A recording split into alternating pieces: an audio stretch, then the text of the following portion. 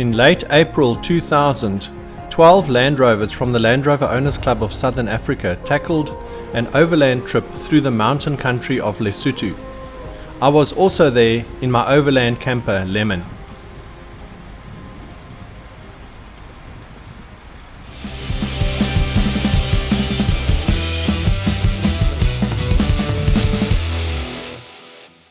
The route took us from Johannesburg in South Africa down to Heimville in KwaZulu-Natal, where the group assembled. We then entered Lesotho at the foot of Sani Pass, en route to Lunakeng for the first night, and then onto Katse Dam for the second night, and finally Oxbow for the last night. Lesotho is landlocked by South Africa and is made up of many high mountain passes of over 3,000 meters each. The roads can be rough and the weather unpredictable.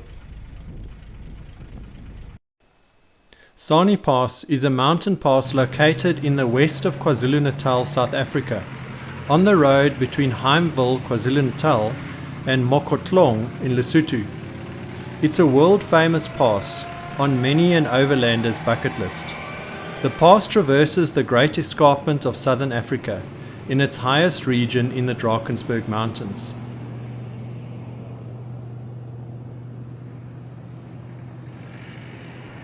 On this trip we had two of the recently launched Freelanders, one of them a petrol and the other a diesel. It would be interesting to see how they performed. The route up Sani Pass starts at 1,500 meters or 5,000 foot and climbs over 1,300 meters to 4,000 or 4,300 foot to an altitude of 2,800 meters, almost 10,000 foot. The pass lies between the border controls of both countries and is approximately 9 kilometers in length.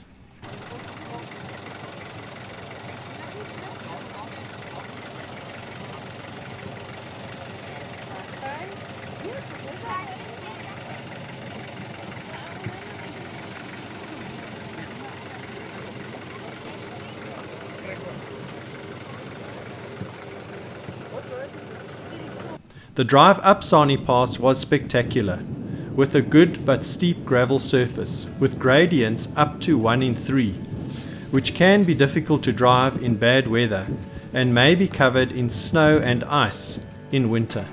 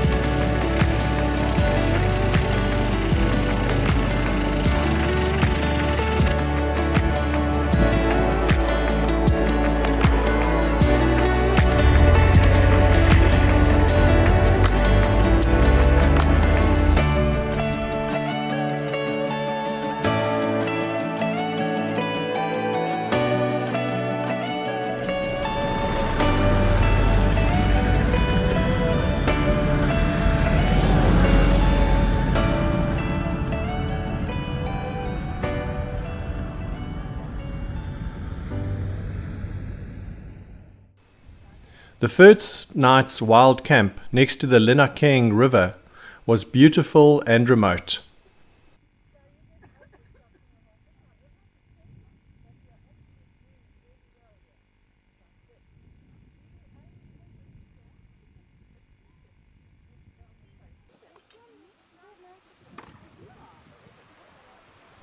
But the next morning the grass was white with frost and the windows iced up. Just a small taste of the Lesotho cold in a country that gets annual snowfall.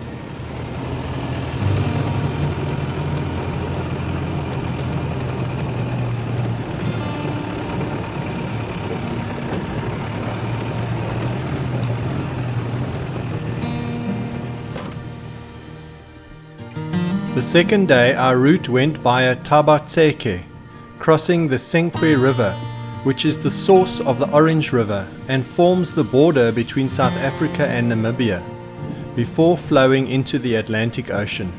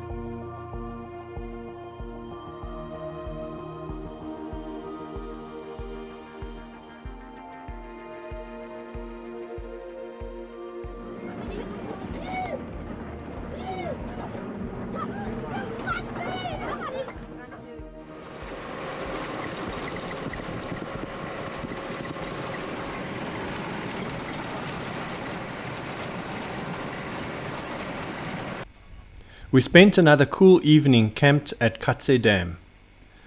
Everybody was impressed with how the recently launched Freelanders had performed, especially on some of the rougher sections of the route, over the 3,277 meter high Range Pass.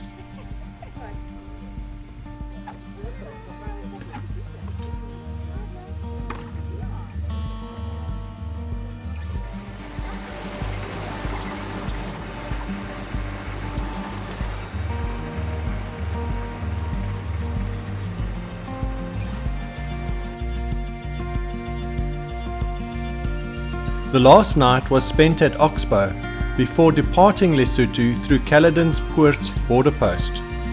Once back in South Africa, the convoy split up and everyone made their way back home at their own pace.